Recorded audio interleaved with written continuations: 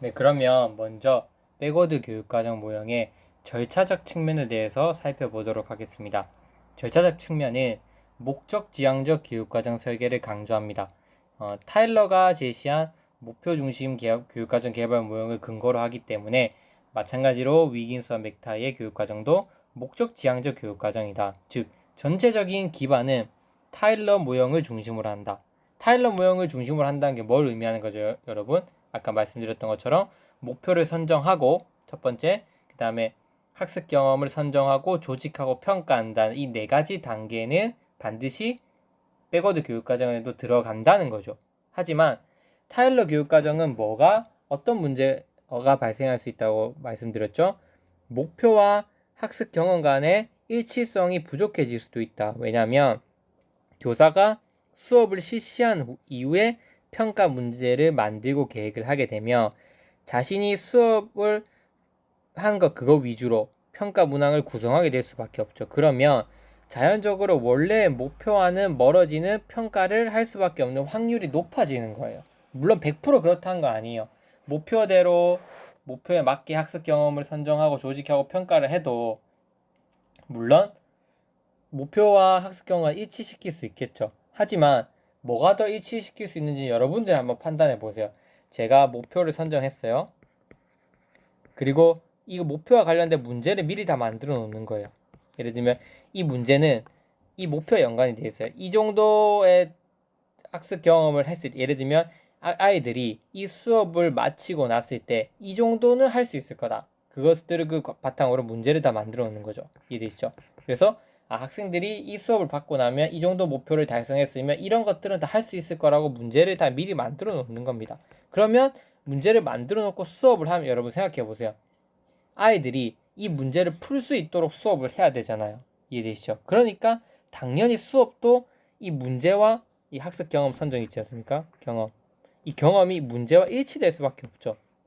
이 평가를 목표 다음에 바로 만들어 버리면 이 평가 문항과 학습 경험 일치할 수밖에 없어요. 이해되시죠? 왜? 이 문제를 풀 수 있도록 학습 경험 시켜야 되는 거지. 내가 이 문제를 풀 수 있는 것과 관련되지 않은 학습 경험은 해도 의미가 없어지는 거잖아요. 따라서 평가와 경험이 일치됐어요. 근데 평가와 경험이 일치됐다는 건 결국 뭘 의미합니까? 이 평가는 목표와 일치하고 있는 거잖아요. 따라서 상위적으로 목표와 경험은 일치할 수밖에 없는 거죠. 이게 백워드 교육과정이 만들고 싶었던 핵심 포인트였습니다.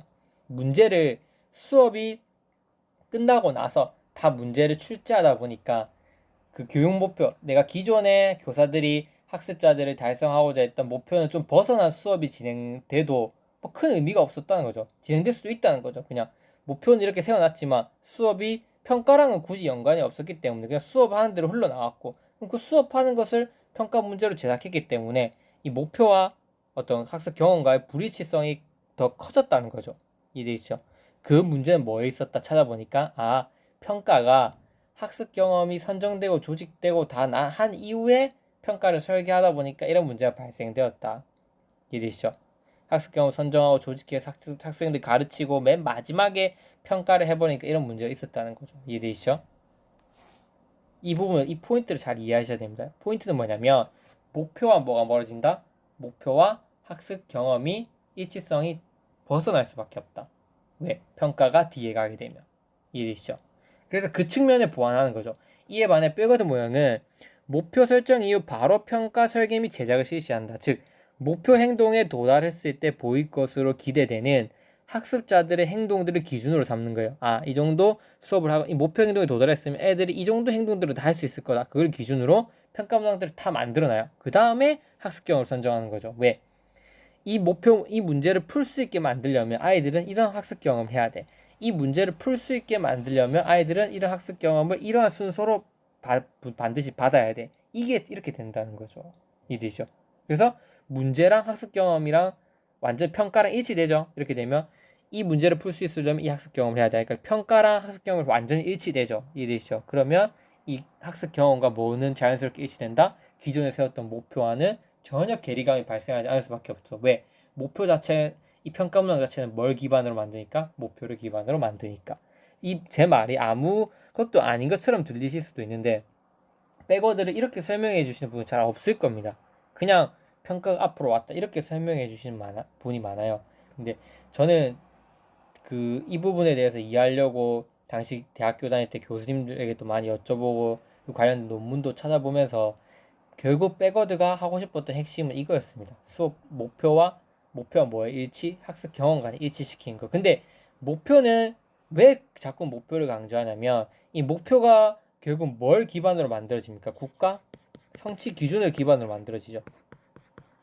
국가 성취 기준에서 바탕으로 뭐 학습자 특징이라든지 이런 걸 바탕으로 만들어진 국가 성취 기준의 토대로 목표가 만들어질 거고, 그래서 이 목표가 만들어지면 그 다음에 평가를 설계하고 경험을 하잖아요. 그러면 이 경험이 목표와 일치된다는 건 즉 뭐와 이 국가 성취 기준이 목표와 일치되니까 결국 학습 경험이 국가 성취 기준과 일치하는 것, 즉 성취 기준에 따라서 수업을 할 수 있게 된다는 장점이 있는 거죠. 그걸 바랬던 겁니다. 백워드는. 이해되시죠? 예를 들어 한번 예시를 한번 들어볼게요. 교육 목표를 정한다. 목표 선정 후 바로 교사는 평가 문항을 제작한다. 요즘 예시를 쓰라는 게 많이 나오기 때문에 여러분들 예시를 준비해야 됩니다. 그것은 수행평가, 형성평가, 총괄평가 등 다양하게 설정할 수 있다. 즉 이때 평가는 그냥 총괄평가만이 아니라 모든 평가에 대한 계획을 다 세우는 거예요. 수행평가는 이때 치르고 이 수행평가 치르는 것만 한 게 아니라 문제도 다 만들어 놓고 기준도 다 세워놓고 형성평가도 문제 다 만들어 놓고 총괄평가 다 만들어 놓는 거예요. 이렇게 다 만들어 놓으면 수업도 어떻게 이 문제를 풀 수 있게끔 수업을 해야 될 수밖에 없죠. 그래서 평가 문항과 관련된 수업을 구성하게 될 거다. 그런데 이 평가 문항 자체는 목표를 기준으로 만들었죠. 맞죠? 근데 이 목표는 성취 기준을 기반으로 만들어집니다. 따지고 보면 이해되시죠? 그래서 국가 성취 기준과 수업이 일치되는 거예요. 이게 핵심 포인트예요. 이걸 이해하셔야 돼요. 분명히 저는 여러분들 다 완벽히 숙지하셨을 거라고 봅니다. 두 번째, 이게 절차적 측면입니다. 절차적 측면에서 기억해야 될 핵심 포인트는 뭐다? 타일러의 4가지 절차를 따른 건 맞대 평가를 앞으로 당겨왔다. 평가를 앞으로 당겨왔을 때 장점은 뭐다? 교육, 목표와 학습 경험이 일치가 된다는 것. 즉 아이들이 받는 수업과 목표가 일치된다는 게 핵심 포인트고, 수업과 목표가 일치된다는 것은 뭐다? 목표는 뭘 기준으로 한다? 성취 기준을 기반으로 만들어진 거기 때문에 성취 기준에 따른 수업이 시행될 수 있다는 게 바로 백워드의 절차적 특징이라고 보시면 됩니다. 이해되시죠? 두 번째, 내용적 측면은 앞에서도 강조했지만 브루너의 학문 중심적 교육과정 이론을 기반으로 한다. 왜 백워드는 내용에 관해서 다루냐? 이 교육과정 개발 모형에서 강조한 것보다 학습자들이 이러한 내용을 배워야 된다는 것까지도 언급해 준다는 거예요. 앞에 타일러는 무슨 내용, 무슨 목표를 무슨 내용과 무슨 목표를 배워야 한다는 것에 대한 언급은 없었습니다, 여러분. 이해되시죠? 추상적이로라도 언급이 돼 있어야죠. 뭐 지식의 구조를 배워라든지 아니면 뭐 경험, 재미있는 경험을 하라든지 이런 것들에 대한 언급이 아무것도 없습니다. 그냥 일반적인 절차 4가지만 제시한 거예요. 따라서 너무 탈가치적이니까 탈가치적이라는 걸 극복하기 위해서 부족하다. 이거 타일러 이 정도는 안 된다. 반드시 뭘 배워야 되는지 언급해야 된다. 그래서 뭘 배운다? 브루너의 학문 중심 교육 과정에 대해서 배워야 된다고 생각한 겁니다. 왜 또 브루너의 학문 중심 교육 과정이냐 굳이라고 말씀드리면 시대적 상황과도 연관이 많이 돼 있어요. 따지고 보면 물론 이때 브루너의 학문 중심 교육 과정 이론이 당시에 가장 핵심 포인트를 이루게 됩니다. 소련이 먼저 스푸트니크호를 발사하게 되고 미국보다 더 먼저 인공위성을 쏘아 올리게 되는 거죠. 그러면서 미국이 많은 반성을 하게 됩니다. 교육적인 문제가 무엇이었을까? 국가적으로 왜 우리는 소련보다 더 뒤처지는 걸까? 그런 걸 통해서 이제 앞서 존재했던 교육과정들을 극복을 하게 되면서 나온 게 브루너의 학문 중심 교육과정이었고, 그 과정에서 나온 게 백워드 중심 모형이었고, 따라서 백워드 중심 교육과정을 배워야 되는 내용은 뭘 배워야 된다? 브루너의 학문 중심 교육과정을 가져와야 된다고 이렇게 언급을 하는 거죠. 타일러는 아무것도 언급을 하지 않았지만 이해되시죠? 그냥 학문 중심 교육과정을 기반으로 하고 있다는 것 자체가 뭘 배워야 된다는 거냐면 바로 지식의 구조입니다. 지식의 구조가 무엇인지는 말씀드리기가 정말 복잡합니다. 근데 정말 간단하게 얘기하자면 지식의 구조는 모든 교과나 학문에는 핵심 개념과 핵심 이론들이 있어요. 이해되시죠? 세부적인 사례도 있을 거고 특징도 있을 건데 반드시 해야만 하는 핵심적인 특징이 있을 거예요. 그거 위주로 가르치자는 게 학문 중심 교육과정, 즉 지식의 구조, 이해 방법이라는 거죠. 예를 들면 제가 오늘 수업에서 강조드리는 지식의 구조는 뭐라고 할 수 있냐면 저는 이거예요. 백워드 모형은 다른 건 다 까먹으셔도 돼요. 뭐 정의, 좋다 까먹으셔도 된다. 하지만 백워드 모형은 절차적 측면은 타일러를 기반으로 한다는 거고 내용적 측면은 브루너의 지식의 구조를 한다는 거. 이 사실 자체는 절대 잊어먹어서는 안 됩니다. 제가 강조하는 오늘 백워드 교육과정 모형에서 지식의 구조는 이겁니다. 이해되시죠?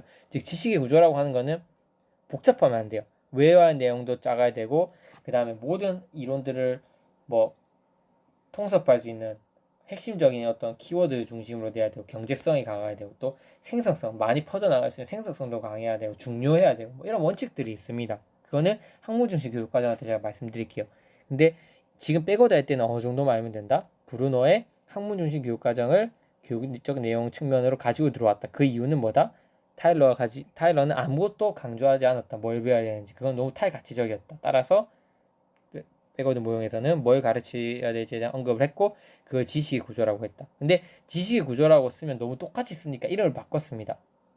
핵심 개념, 이 지식의 구조를 이해하는 걸 영속한 이해라고 백워드 교육과정을 창시한 위긴스 와 맥타이는 따로 핵심 키워드를 제시했습니다. 즉 백워드 모형에서는 영속한 이해를 통해서 핵심 개념을 찾고 습득하는 것을 목표로 했다. 이렇게까지 서술을 해주셔야 돼요. 즉 지식의 구조라고 하는 것을 이 사람들은 영속한 이해라는 새로운 키워드를 제시했으니까 영속한 이해를 반드시 암기하셔야 됩니다. 이해되시죠? 그래서 영속한 이해가 뭔지는 제가 간단하게 말씀드릴게요. 영속한 이해는 학문의 중심부에 있는 가장 기본적이고 중요한 아이디어다. 학습자들이 비록 상세한 것들, 막 사례들, 세부적인 것들은 잊어먹어도 머릿속에 남아있는 거의 가장 큰 틀, 그게 바로 영속한 이해라는 겁니다. 따라서 영속한 이해는 특징들이 있어요. 이걸 만족시켜야 영속한 이해다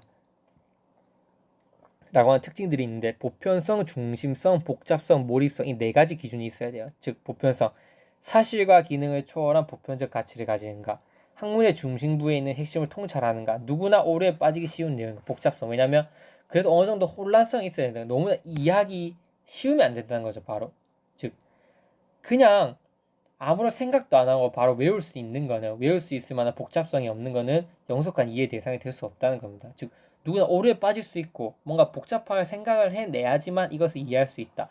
영속한 이해는 그 정도는 돼야 된다는 겁니다. 그 다음 몰입성, 학습자들을 몰입시킬 수 있는 잠재성이 있는 거예요. 영속한 지식의 구조는 학습자들을 몰입시킬 수도 있어야 돼요. 즉 요약해보면 영속한 이해는 학문의 중심부를 이루는 가장 기본적이고 중요한 아이디어이면서도 학습자를 몰입시킬 수 있는 잠재성이 있어야 되고 또 누구나 오류에 빠지기 쉬운 어떤 일정한 어느 정도의 복잡성을 가지고 있어야 하며 학문의 중심을 통찰하는 중심성이 있어야 되고 모든 사실과 기능을 초월한 보편적 가치를 지닌 것을 영속한 이해라 하고 학습자들은 어떤 과목을 배우든지 간에 이 영속한 이해를 획득하는 것을 목표로 하고 그 절차는 어떻게 해라? 절차는 경험을 선정하고 평가 문항을 만들고 학습 경험을 선정하고 조직한 이 순서대로 해라고 한 게 바로 백워드 중심 교육 과정을 가장 간단하게 설명한 겁니다.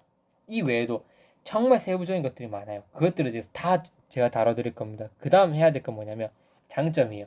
어떤 장점을 가지고 있으면 이건 앞에서 내용과도 조금 정도 중복이 됩니다. 근데 장점이 있는지 그 다음에 보세요. 장점들하고 그 다음에 백워드 모형의 절차도 있어요. 아까 했는데 그래도 목적 설정 단원에서 해야 될 거, 평가 계획 수립 단원에서 해야 될 거, 학습 계획은 학습 계획 선정과 조직이에요. 그 단원에서 해야 될 거 또 다 제시했어요. 얘네들이 위긴스 맥타이어 다 각 단계별로 교사들이 혹은 교육과정 개발자들이 해야 될 역할들을 세부적으로 다 제시해 놓은 거예요. 이렇게 이해되시죠? 그래서 최대한 이까지는 하고 맞춰야지 백워드를 다 이해하신 걸로 볼 수 있습니다. 그 다음 시간에는 백워드 교육과정의 장점에 대해서 말씀드리도록 하겠습니다.